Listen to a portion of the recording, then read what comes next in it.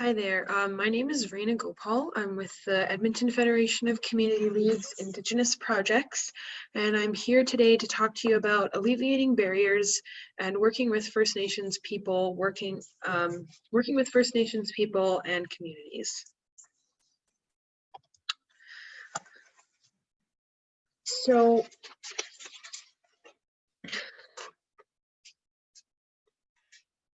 in alleviating barriers, one of the very first things that you can do when working with First Nations people is to improve access by creating access to resources that would improve the person's ability to participate in programming or other events at community leagues. And so some ways you're able to do that is through providing bus tickets, healthy snacks, and in addition to being empathetic and understanding of individuals who attend your programs or events. In the event that they're not able to attend every single program, being able to bring them up to speed where they're lacking understanding, and being able to set some time aside for a one-to-one discussion if an individual requires further clarifications, or if they're going through something in their life that they would like to talk about in relation to the activities, and how you can help them overcome this barrier. So you have a chance to be a key point of contact for an individual who would love to participate in community programs, but can't for whatever types of reasons, and we can work on providing access through creating opportunities such as providing bus tickets, healthy snacks, creating an empathetic space, and then also being very understanding of individuals. And so this helps facilitate better understanding through access to nourishment. So people will better be able to absorb the materials that you're discussing or the topics that are at hand if they're nourished enough to think clearly and their brains are active and working properly because they've eaten today. And so you'll get better engagement through your projects if you're able to overcome that barrier to engagement. And then in addition, just being empathetic and accommodating wherever possible to First Nations community members who are trying to participate in your programming or have express interest in your programming, but for whatever reason are unable to actively engage. And so these are just some tips to try and help you alleviate these barriers and overcome them so that you're able to achieve better engagement with First Nations community members. And so a large part of this involves being empathetic. And so that leads us to our next point in this pop-up presentation where we discuss empathy. So I guess the best way to understand empathy is to understand what it is and what it isn't. And so empathy is offering extra explanation where needed and a recap of any important missed information, listening to understand rather than listening to respond, and setting some time aside to have one-to-one discussions with someone who's experiencing difficulties.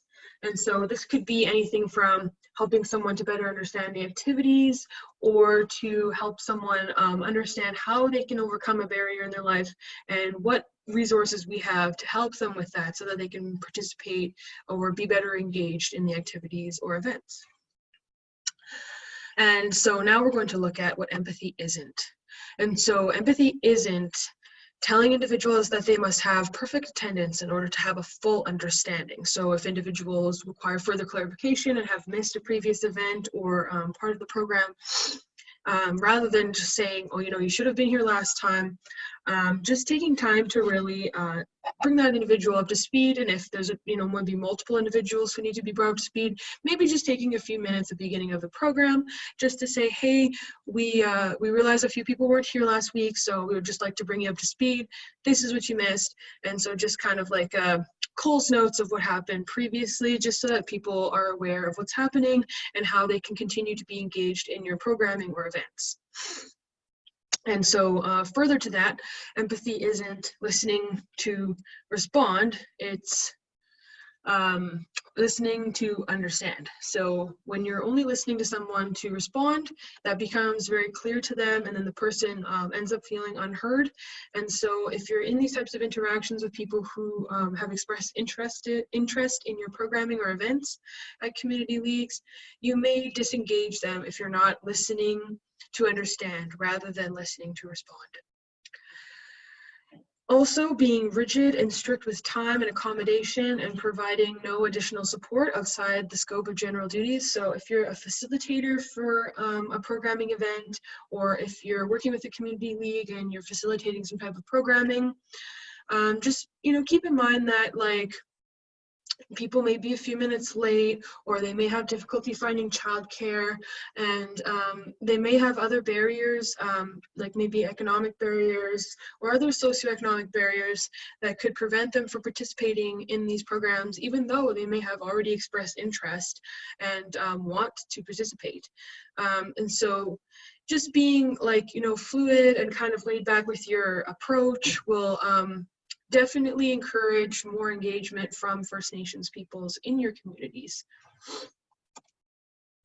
And so this is just kind of a random number that I'm throwing out there, but from what I've experienced working in programming and working with First Nations people for much of my career, it has become evident to me that 95% of the barriers to programming and services that are experienced by urban First Nations individuals can be alleviated through a better understanding of issues affecting First Nations.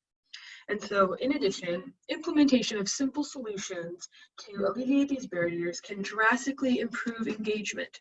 And so, just to recap, some simple solutions could be providing healthy snacks for events, something like cheese and crackers, fruits and veggies, stuff that costs under $20 to feed a group of 20 people, but will still drastically improve their ability to understand, absorb, and participate in the programming and materials. And so another solution would be providing bus tickets to and from these events so that you could encourage engagement and participation by alleviating the barrier of transportation, which is also another financial barrier for people as well. Given that many of the people participating in programming relevant to First Nations people may or may not be experiencing these types of financial barriers, so it is important just to remember that in addition to providing programming, we should also be looking at ways that we can alleviate barriers to programming. And so I hope that this has been an informative pop-up presentation for you. And if you have any additional questions or concerns, you're welcome to contact me, Reina Gopal, at the EFCL's Indigenous Projects Department. Thank you very much.